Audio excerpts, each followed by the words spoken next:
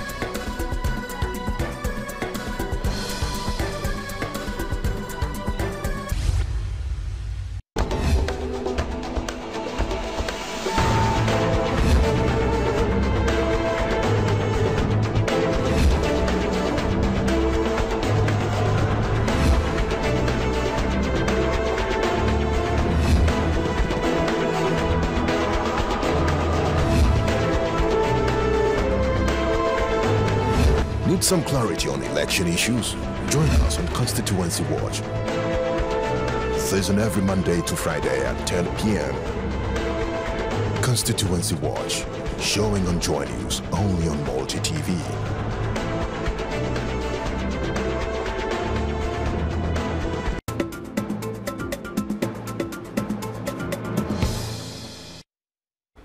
This is the midday brief on Joy News, and sadly, hundreds of residents at Ankafo and Kwapro and Cape Coast have been displaced after the Kakum River overflowed its bank following the opening of its spillways on Sunday. At least 70 houses have been submerged, with the road linking the two communities to Cape Coast also submerged, cutting them off completely from the city. We cross over to the central regional capital, Cape Coast, to speak with our correspondent, Georgina Apia. Hello, Georgina. Hello. Right, I know you're with the NADMO officials. What exactly is happening in the area? Well, it's about a heavy downfall last, I think, Saturday, which resulted in the Kakum River in Kakum overflowing its bank. Right. And as a result, affected the communities around the area. About 120 people, according to the NADMO coordinator, were affected, and 80 houses were affected. But they were fortunate, no casualty was reported. Now, earlier today, I spoke to the regional coordinator of NADMO. He told me that they were currently assessing the extent of damage. What is NADMO doing now at the moment? Well, after the time I got to the place, they were just inspecting the affected areas. Nothing serious was being done to the people or the situation. They were just inspecting and taking count of the number of affected areas. Right. And the coordinator told me that he will see to it that the affected people are just,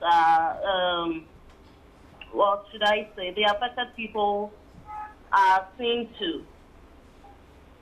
Right. Now, so what exactly, if you were able to gather, do they intend to do for these people for the short term? Homes have been submerged. The line is very faint. Can you... Right. I'm asking, for those who have been rendered homeless at the moment, what is NADMO going to do immediately to save their situation? Were you able to gather that?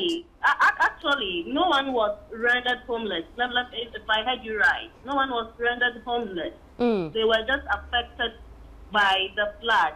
It went into some people's homes. But at the time I got there, the flood was okay. So is that to say that these people have their homes back? If you tell me that the floods were... Yes. Come again. Yes, they were able to sleep in their homes. That's the first day, the NADMO coordinator told me that many of them couldn't sleep in their homes.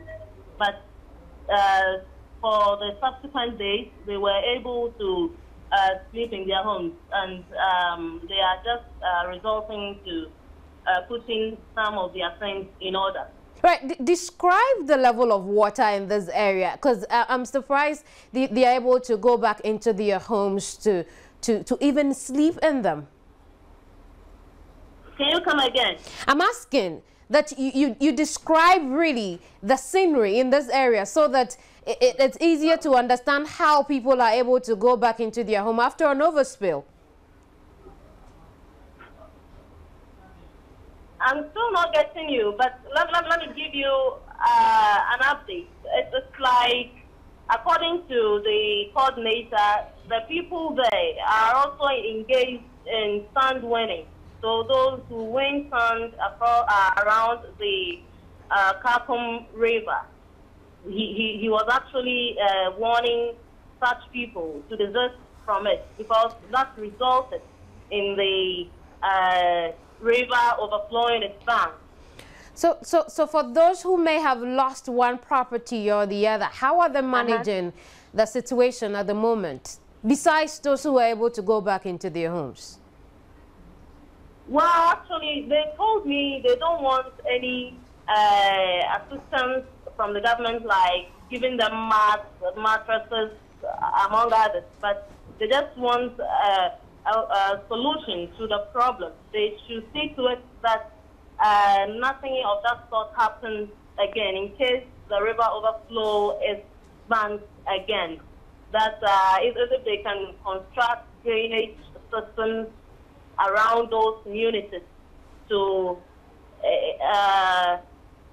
in case such situation happens again, they will also be comfortable. Right, so we can say that the people in Ankafo and Kwapro have their homes back, they're working fine. Yeah, they now have their homes back. They have their homes back. And their lives are back to normal? Some of them lost their property. Right. Right, thank you very much. We've been speaking to Central Regional Correspondent Georgina Appiah. Move on to some other stories. Some motorists who use the Graphic Road have expressed concern about the dangers of opening the road to motorists while it is still under construction. The 5-meter-high flyover was the scene of a freak accident last Monday when a 207 Benz bus fell from the flyover, killing one and injuring 15 others. The Bus Rapid Transit project involves the expansion of the Odo Bridge, building of a flyover at the railway intersection on the Graphic Kanishi Road, and the demarcation and construction of the BTR lanes. At present, the project seems to be at the flyover stage. The bus rapid transit is supposed to link Kasoa and Accra Central with only specialized buses plying the route.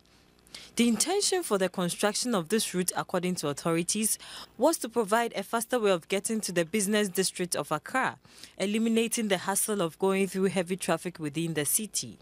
Though the rapid transit, once completed, would be a welcome relief to many who frequent the route, some motorists do not think it is safe to open the road to traffic while construction is still ongoing. They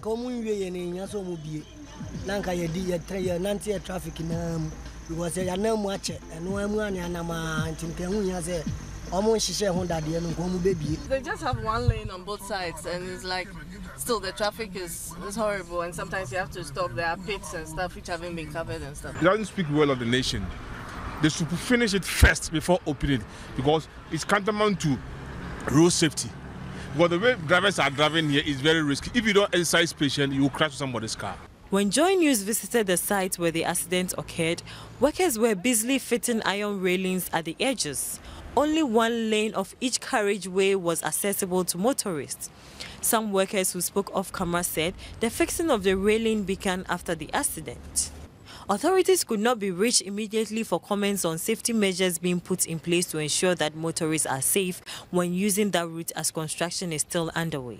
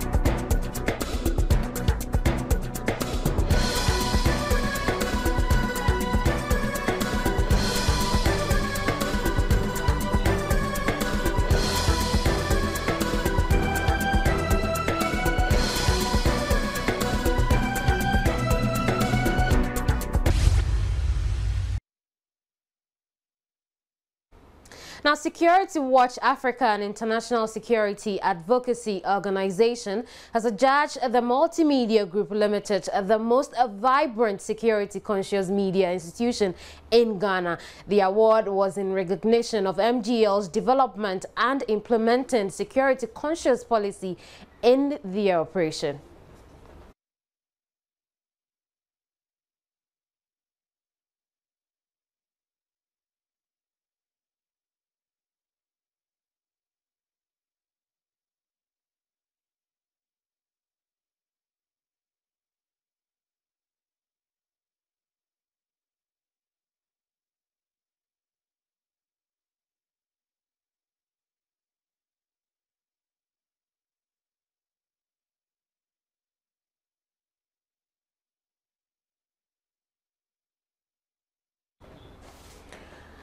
Well, their methods and operations have been mostly described as crude and hazardous, and for years traditional health practitioners have been perceived skeptically, while their claim to heal ailments are largely doubted. It is no gainsaying that traditional health and medicine practitioners play a critical role in healthcare delivery in the country. Yet the challenge over the years has been how to incorporate the activities into modern healthcare trends. Government has embarked on a mission to mainstream traditional healthcare in selected hospitals across the country to reduce stereotypes, but operations are still fraught with challenges. In Ghana, traditional medicine prepared from plants play a key role in the healthcare needs of millions of people. In the not-so-distant past, traditional medicine was packaged haphazardly with no regard to dosage, list of ingredients or standardization. The situation has changed, and now locally manufactured medicines come in various forms and sizes with local names and appropriate packaging, which compete with orthodox medicines. The medicines are said to heal all forms of diseases that orthodox medicines can or cannot. Their efficacy is believed to be the best. Oforiata is a traditional herbalist and tells us his medicine heals a bouquet of ailments. Malaria, typhoid, asthma, diabetes, and jaundice, cancer. You will know to say Nanya and Ahomaguachi, and I will say Odupon, Namibia, Oku, Nunubibri. And no, say Yare no say be a one or say Paisa. You know, the say for a cambum, Nedaman. Some patients also say the orthodox medicines are ineffective and not able to cure their ailments, hence their preference for the traditional medicine.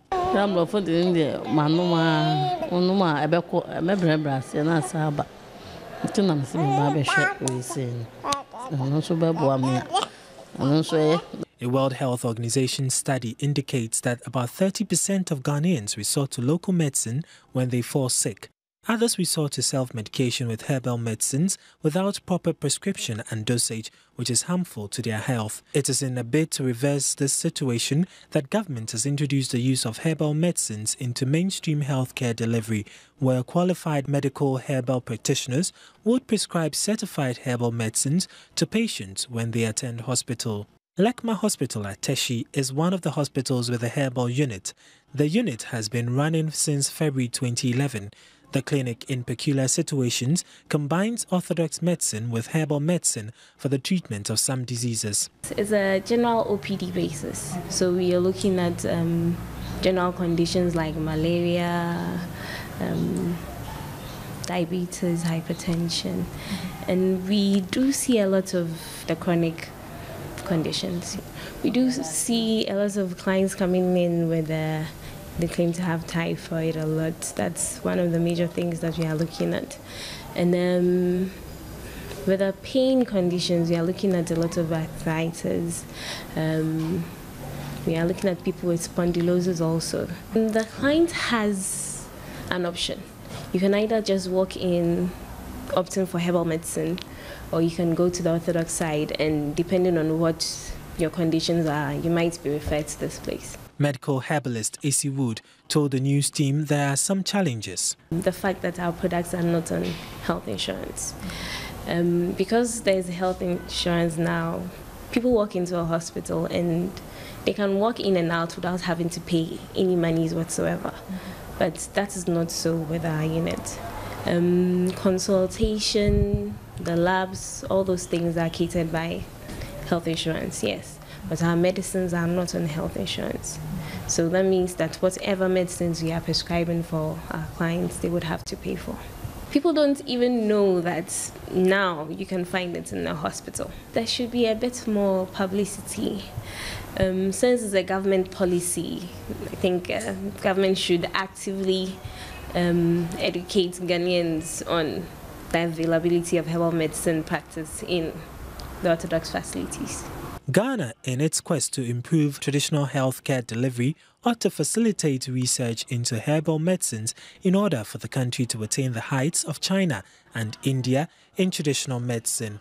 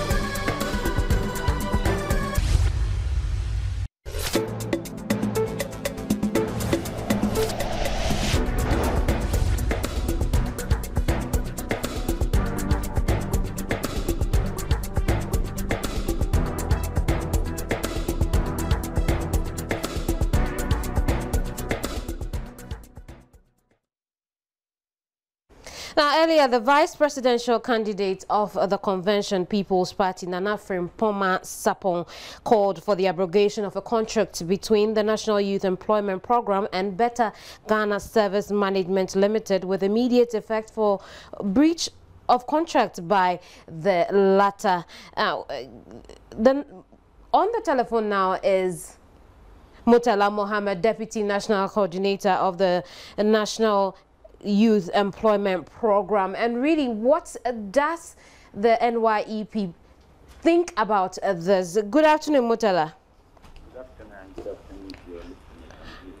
Right. What do you make of this call by the CPP's vice presidential candidate?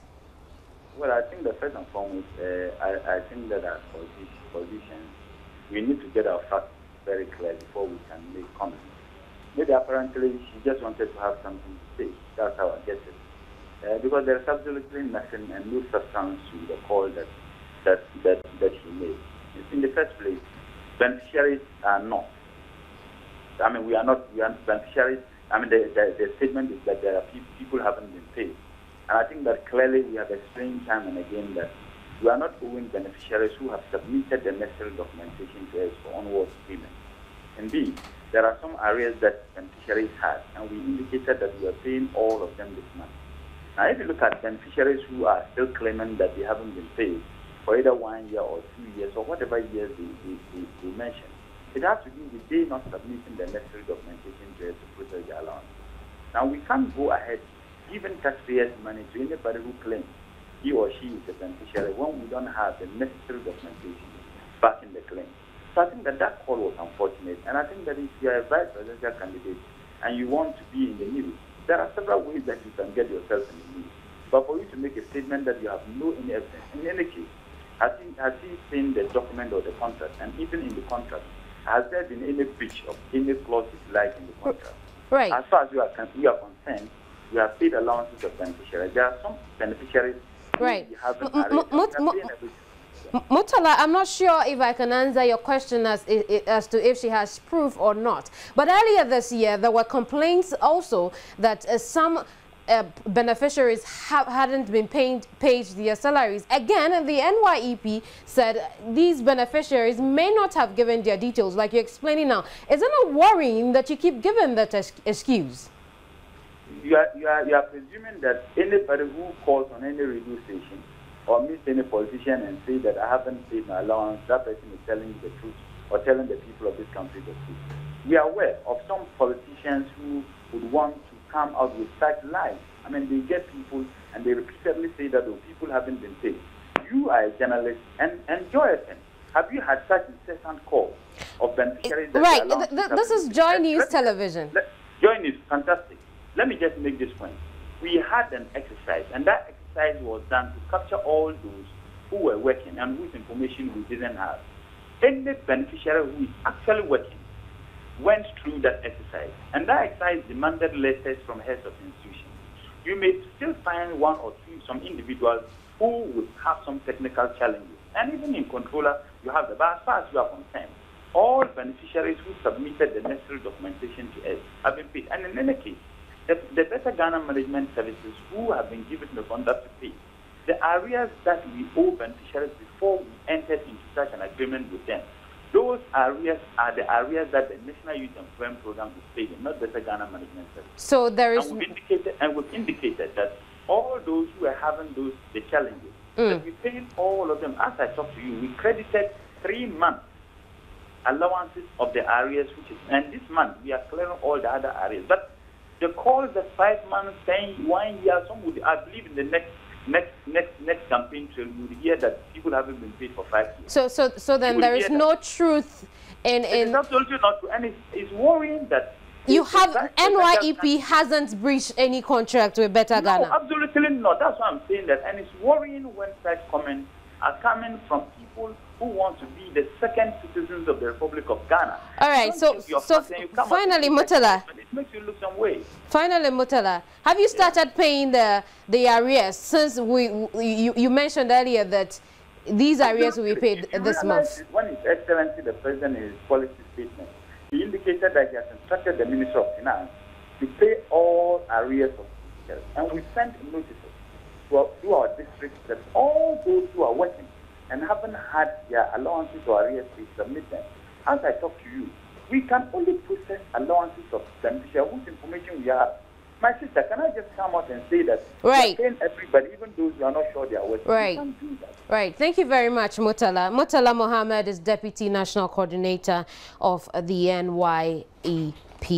And now, Ghana has scored 66% for overall governance, and it comes second out of 16 countries in West Africa and 7th out of the 52 countries on the continent. And now, really, what does this mean for us at this point in our lives as a country? To speak to the issue is Clement Akpak. He is convener for the Forum on Governance and Justice. Good evening, sir. Thanks for having me on your program. Right, good afternoon. Now, well, yes, good afternoon. Certainly. What does this mean for us as a people? Well, overall and in short, it's great news. It indicates an improvement, and I think that every Ghanaian should be proud. It shows that in spite of the challenges that we all recognize that we have to work to address, overall, compared to other sister nations in the West African sub-region and within the continent, we are making some progress, and we should all endeavor to achieve even higher marks to target towards becoming #1 in all categories of the Mo Ibrahim Index. Right now, we also told that we scored poorest in infrastructure and human development, even in the sub-region West Africa. What is the relationship between infrastructure and human development?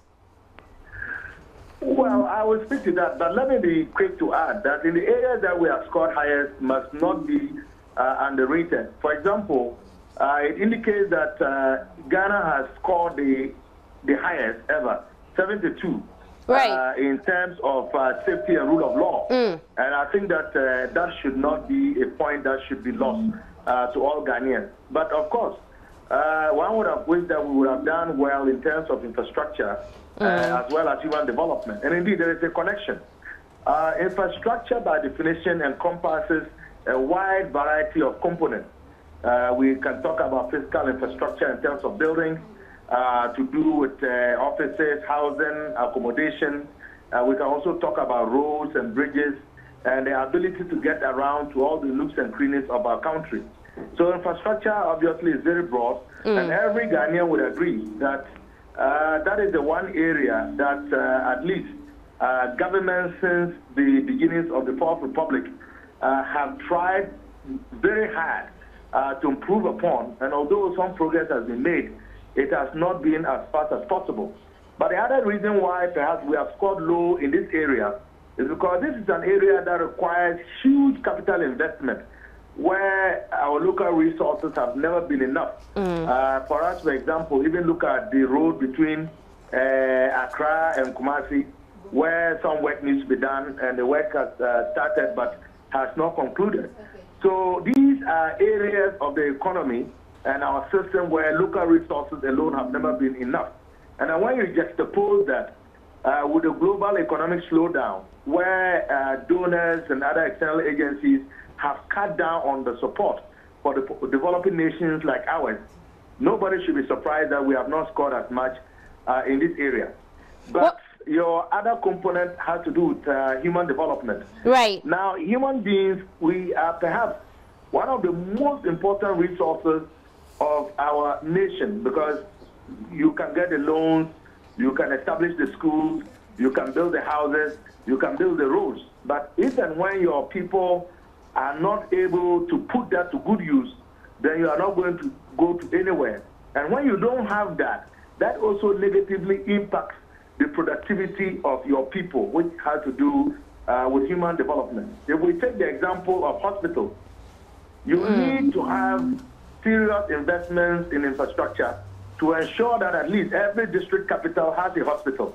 Now, when you don't have those hospitals in place, then it impacts negatively on your human development, which means that when people are sick and need health care, then they have to travel very far distances from my village of Doninga in the Upper East region to Bolgatanga, which is an extended distance, to go and seek health care. Right. So the correlation between the two, I think, is very obvious for all of us to consider. Let's work to improve it. But some of these factors, particularly infrastructure, we don't have the capacity to make a determination on our own on these factors. Right. In working to improve it, I can't say that as a country we haven't been doing much in that regard. But what are we not getting right? Well, I think one of the areas that we need to get right is to clearly streamline the processes involved. We must also make the donors and foreign countries and other philanthropists aware of the local challenges that we have to face. There are a lot of factors that influence infrastructural development. One of the bigger issues that affect our country as well as other African nations is the issue of land tenure. As you are aware, our lands generally, in as much as government owns a reasonable portion of it, are still invested in traditional authority. It is also the case that some traditional authorities have also taken advantage of family heads and clans by trying to take custody of lands that don't belong to them, while they end up ceding those to government for the families or the clans to then go to court and pose challenges. And when this happens, although funding may have been secured and plans drawn, this leads to protracted contests in court, which would delay infrastructural projects. So I think that fundamentally, one of the areas that we need to look at in terms of infrastructure is to look at the land tenure system to try and bring clarity that would allow for easy infrastructural development. Dr. Park, before I ask you my very last question, is this reflective between 2000 and 2011? Is it reflective of what has been happening on the ground, or is just something we could call statistics and then that's it? I think it is reflective. Every Ghanaian would agree that in spite of the fact that we all expect to do more, there's been an overall improvement, whether it's in the area of the rule of law, the respect of the rights of the individual, even infrastructure, as well as all the other indices. We have made progress. I think the problem that most of us agree to, including all the flag bearers, the president as well as Nana Akufo-Addo, is the rate at which we have made progress. We all want to make more progress than we have made, and that is one that we can resolve internally. And once we are able to resolve that internally, our external partners will find it easier to support us in this effort. But the days where we're told what to do and the days where we swallowed proposals, hook, line, and sinker are certainly way over, and we will never go back to that. Right now, Mo Ibrahim says one of Africa's biggest leadership and governance challenges going forward is to master its own robust statistical system. Now, because political sovereignty begins with data autonomy, how would you measure Ghana's stride in this regard? Well, I think we would all agree that we have a fairly workable statistical service, which has served us well, but we also agree that there are still challenges in terms of the personnel, the equipment, and the investments, as well as the decentralization of our statistical services. We also need to do some work in ensuring that the research is daily and constant. Well, the issue about statistics is that they keep changing, and the statistics are influenced by a large variety of factors. So rather than waiting to do them at a point in time, what we need to do is resource the statistical service to make sure that it is continuous, because that is the best way that we can maximize in terms of the output of the information, and to also actualize it as per minute and second and hour.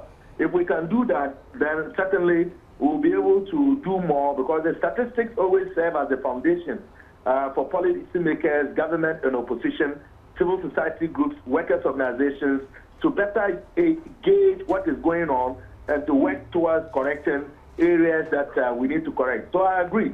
We need to do a lot more to ensure that our statistical service is better able to provide statistics that can be actively useful right. every day and every hour and every year. Right. Thank you very much. Clement Apak is convener for the Forum for Governance and Justice. Wrapping up with the Midday Brief, showbiz, and there is a lot happening in the music industry, local and across our borders. Now, showbiz brings you some briefings from the music world.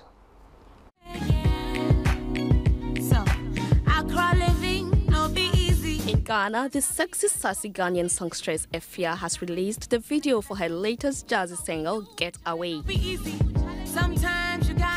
True to the title and lyrics of the song, the video portrays fun ways to get away from the busy city life and unwind on a getaway somewhere. From beaches to waterfalls to forests, the picturesque video showcases some of the beautiful sights that one can chill out in Ghana when stressed out. Somewhere in Nigeria, Ghanaian rapper Sarkodie stays winning as he captured the Headies Award for Best African Act at the well-attended ceremony in Lagos. The big winners on the night included Wizkid, who received awards for Artist of the Year and Revelation of the Year. Music group P-Square also grabbed the awards for Album of the Year and Best R&B Hip-Hop Album. And in the US, singer Adele and her beau Simon Konke welcomed a bundle of joy into the world, delivering a bouncy baby boy last Friday. 24-year-old Adele and her 36-year-old boyfriend were first spotted out together back in January this year and have continued to shoot down numerous engagement rumors, which forced Adele to take to her Twitter page and tweeting, "I am not married." Well, we still wonder if now baby makes for a ring. Congrats to the couple on their new addition.